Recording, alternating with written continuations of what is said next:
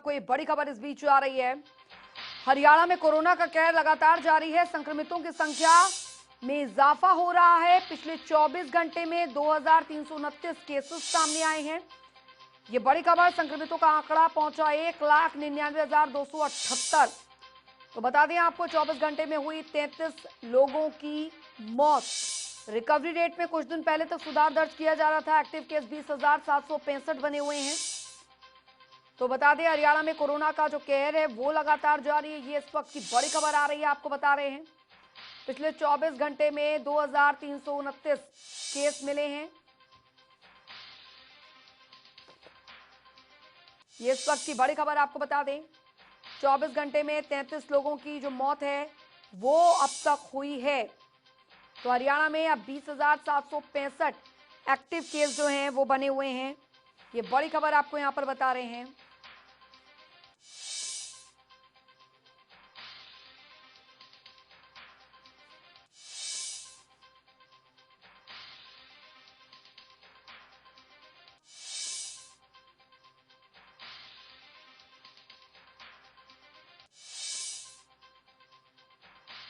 तो हरियाणा में 20,765 active cases बने हुए हैं। ये इस वक्त की बेहद बड़ी खबर आ रही है। आपको बता दें हरियाणा में कोरोना का कहर लगातार बढ़ता जा रहा है। ये फिलहाल स्थिति यहां पर बनी हुई है। पिछले 24 घंटे में 2,000 से ज्यादा केसेस मिले हैं। संक्रमितों का आंकड़ा 1 लाख के पार पहुंच चुका है। हरियाणा का ये हाल बना हुआ है। आपको बता दें रिकवरी रेट में कुछ दिन पहले तक सुधार जरूर किया गया, लेकिन अब जो हालात बने हुए हैं वो विस्फोटक स्थिति की ओर बढ़ रहे हैं, क्योंकि हरियाणा से सटी राज्य राजधानी दिल्ली में भी आपको बता दें स्थिति काफी ज्यादा खराब हो चली है। और संवाददाता नीरज वशिष्ठ हमारे साथ गुरुग्राम से जुड़ गए हैं और पूजा शर्मा हमारे साथ फरीदाबाद से जुड़ गई हैं, क्योंकि हरियाणा में ये दो जिले हैं जहां पर सबसे ज्यादा बुरे हालात कोरोना संक्रमण को लेकर शुरू से ही बने हुए हैं, इस महामारी की शुरुआत से ही। गुरुग्राम का रुख करते हैं। सबसे पहले नीरज आपके पास आते हैं। अभी क्या हालात बने हुए हैं, क्योंकि अभी तक जो आंकड़े निकल कर आ रहे हैं वो तो यही स्पष्ट कर रहे हैं कि अब स्थिति बहुत ज्यादा खराब हो चली है। बिल्कुल अंजलि, देखिए बीते 1 महीने के दौरान 22,000 नए संक्रमित मामले साइबर सिटी गुरुग्राम में दर्ज किए गए हैं। हालांकि रिकवरी रेट भी साथ साथ इसके चल रहा है, लेकिन इसके साथ साथ 80 लोगों की मौत, जिसमें आज मेदांता अस्पताल में जो है वो कांग्रेस के दिग्गज नेता और गुजरात से राज्यसभा सांसद अहमद पटेल की भी कोरोना संक्रमण के कारण मौत हो चुकी है। जी निश्चित तौर पर यहाँ पर अब संक्रमितों की संख्या जिस तेजी के साथ बढ़ रही है पूजा, क्योंकि अभी तक ये चीजें चली आ रही थी कि रिकवरी रेट में सुधार हो रहा है, थोड़ी जो ढील है वो बढ़ती जा रही थी, राहत की सांस लोग लेने लगे थे, और शायद यही चूक यहाँ पर हो गई लोगों से कि वो बेफिक्र हो गए, मास्क नहीं लगा रहे, और देखिए विस्फोटक स्थिति फिर से आ गई है। जी बिल्कुल, देखिए अंजलि, जो लोगों की लापरवाही है वही जो है शहर पर और लोगों पर भारी पड़ रही है। लगातार कोरोना संक्रमितों का आंकड़ा बढ़ रहा है। पिछले 24 घंटे में 557 मरीज नए आए और हालांकि जो रिकवर मरीज है 504 उनकी संख्या रही, लेकिन जब हम देखते हैं कि 96% तक रिकवरी रेट चला गया था और अब जो स्थिति है 83% पर आ गई है, तो कहीं ना कहीं मरीज बढ़ रहे हैं और रिकवरी रेट घटा है, तो चिंताजनक है। और फरीदाबाद की स्थिति कितनी गंभीर है इसका अंदाजा इसी बात से लगाया जा सकता है कि जो एम्स के महानिदेशक थे रणदीप गुलेरिया, वो गत दिवस यहाँ पर आए। तमाम जो जिला उपायुक्त, नगर निगम आयुक्त, स्वास्थ्य विभाग के अधिकारी थे, सभी संबंधित अधिकारियों के साथ उन्होंने बैठक ली और फरीदाबाद में किस तरह से कोरोना के बढ़ते मामलों को रोका जा सके उस पर चर्चा की गई। साथ ही साथ क्या एक्शन प्लान होना चाहिए प्रशासन का कोरोना से रोकने के लिए, उस पर चर्चा की गई। तो काफी जो रणदीप गुलेरिया थे उन्होंने भी चिंता व्यक्त की है कि फरीदाबाद में तेजी से मामले बढ़ते जा रहे हैं और अब ज्यादा से ज्यादा उन्होंने प्रशासन से अपील की है कि जो टेस्टिंग है वो बढ़ाई जाए, ताकि कॉन्ट्रैक्ट ट्रेसिंग है, चाहे कोरोना संक्रमित है, उनका पता लगाया जा सके। तो ऐसे में अब जिला प्रशासन यह सुनिश्चित कर रहा है कि लगभग 12,000 टेस्ट जरूर किए जाएं रोजाना, ताकि ज्यादा से ज्यादा लोग जो है वो कोरोना संक्रमित हों और उन्हें होते हैं तो उन्हें ट्रेस किया जा सके। जी। इसके अलावा जो चर्चा की गई है, देखिए बहुत महत्वपूर्ण बात रणदीप गुलेरिया ने यहाँ कही है और बहुत अहम रोल अदा करती है कि आने वाले कुछ सप्ताह में विशेष एहतियात बरतने की जी, जरूरत है। यानी जी, कहीं ना कहीं कोरोना जो है अभी जी, वर्तमान स्थिति से ज्यादा भयावह हो जी। सकता है। हुँ, तो लोग इसको बहुत बड़ी चेतावनी समझे। उन्होंने सीधे तौर पर कहा है कि जो सरकारी अस्पताल में चाहे वेंटिलेटर्स हो या बेड्स हो, उनकी और अधिक संख्या में उनको अरेंज किया जाए। यानी आने वाले समय में कोरोना के मरीज बढ़ सकते हैं, लोगों के लिए परेशानियां और अधिक खड़ी हो सकती हैं। इसीलिए उन्होंने भी अपील की है कि मास्क का प्रयोग जरूर करें, सोशल डिस्टेंसिंग का बिल्कुल ध्यान रखें और यदि ऐसा नहीं किया गया तो फरीदाबाद के लिए आने वाला समय कोरोना को लेकर बहुत ही अधिक गंभीर और चिंताजनक आज से भी ज्यादा। जी।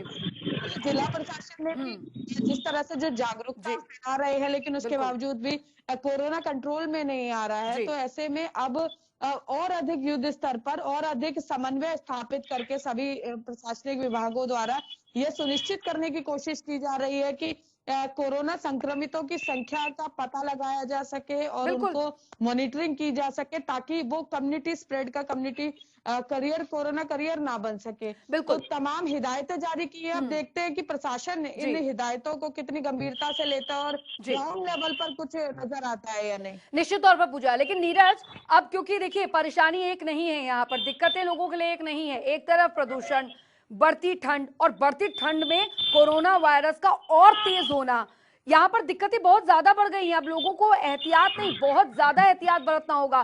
कल प्रधानमंत्री नरेंद्र मोदी ने भी कई राज्यों के मुख्यमंत्रियों के साथ वीडियो कॉन्फ्रेंसिंग के जरिए बातचीत की थी, हरियाणा के मुख्यमंत्री से भी बातचीत की थी और जिसमें जोर दिया गया था कि अब आंकड़ों पर नहीं, रणनीति पर बात यहाँ पर होनी चाहिए।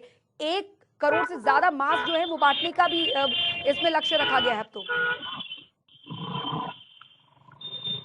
बिल्कुल अंजलि, देखिए जो योजनाएं हैं उसकी गंभीरता का अंदाजा आप इसी बात से लगा सकते हैं कि सीएम खट्टर ने कल ही, क्योंकि आज देवउठनी एकादशी है, विवाह समारोह आज से शुरू हो जाएंगे। 200 के करीब तकरीबन शादियां आज सिर्फ गुरुग्राम के अंदर है। दिल्ली एनसीआर की बात करें तो बहुत बड़ा ये आंकड़ा हो जाता है।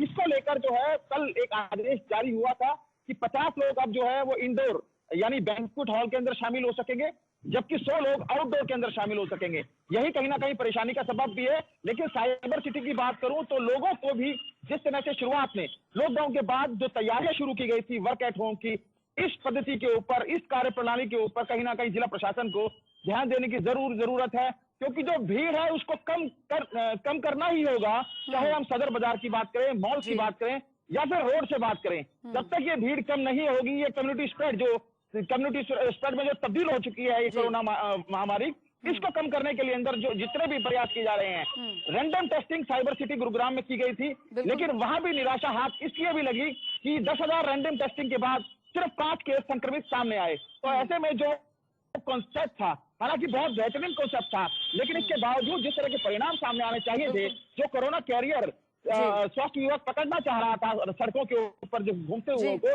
उसमें कहीं ना कहीं विफल रहा है। और विफलता ही कहेंगे इससे कि 10,000 टेस्टिंग के बाद सिर्फ 5 या 7 कोरोना पॉजिटिव मामले सामने आए। जी अगली निश्चित तौर पर। और पूजा, क्योंकि अभी फिलहाल अगर बाजारों की बात यहाँ पर की जाए, देखिए त्योहारों का सीजन चल रहा है, अगले महीने के बाद न्यू ईयर भी आने को है, तो ऐसे में बहुत देखा जाता है कि बाजारों में जो है वो रौनक बढ़ जाती है और निश्चित तौर पर व्यापारियों के लिए भी कमाई का साधन ही यहाँ पर इस समय खासकर ज्यादा होता है। बाजारों में नियमों का पालन पूरी तरीके से हो। फरीदाबाद की बात की जाए, दिल्ली से फरीदाबाद या दिल्ली से गुरुग्राम की आवाजाही भी काफी ज्यादा बढ़ जाती है, क्योंकि कई लोग वहां पर काम करने भी जाते हैं। ऐसे में फिलहाल अभी आगे के लिए क्या रणनीति बनाई गई है फरीदाबाद प्रशासन की तरफ से?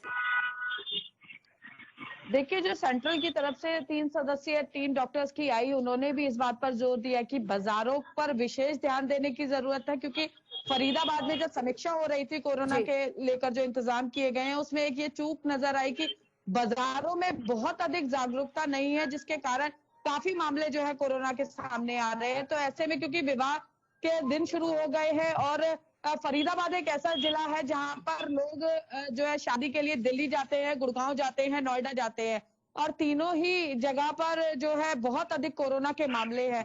तो चुनौतियां बढ़ी हैं और बाजारों में क्योंकि व्यापारियों को भी एक उम्मीद जगी हुई है, तो व्यापारियों का व्यापार प्रभावित ना हो और ये शादी का सीजन, त्योहारी सीजन की तरह एक बार जी। फिर से जो है कोरोना संक्रमण के बढ़ने का कारण ना बने, इसके लिए आज रणनीति तैयार की जा रही है कि किस तरह से हम इसको कंट्रोल कर सकते हैं, लोगों को जागरूक कर सकते हैं। जहाँ सख्ती की जरूरत हुई वहाँ सख्ती भी जो निश्चित है तौर पे। अपनाई जा सकती है। खासकर उन लोगों के चालान काटने के लिए बाजारों में अब प्रशासन की टीमें उतरेंगी जहां पर बहुत ज्यादा भीड़ रहती है। बिल्कुल। कई एरियाज जो है उनको चिन्हित किया जा रहा है और वहां ये सुनिश्चित करने की कोशिश की जा रही है कि बिल्कुल। व्यापारी अपने स्तर पर ध्यान दें कि मास्क का प्रयोग जरूर करें, लोग जो भी आए और सोशल डिस्टेंसिंग के साथ आए। लेकिन एक बड़ी चुनौती यह भी है क्योंकि जी। त्योहारों का शादियों का सीजन चल रहा है, तो ऐसे में बढ़ती भीड़ को रोकना उनके लिए काफी मुश्किल होगा। तो ऐसे में लोगों को ये जागरूक करने की जरूरत है और जी। प्रशासन इसके लिए तैयारियां भी कर रहा है कि लोगों से कहे कि वो कम से कम संख्या में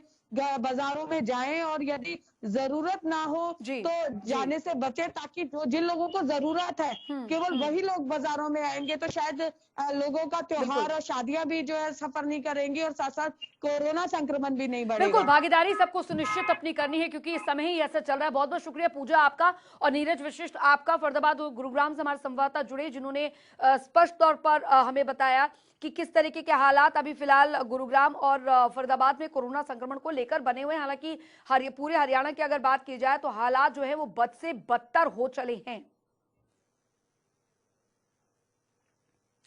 बढ़ेंगे आगे।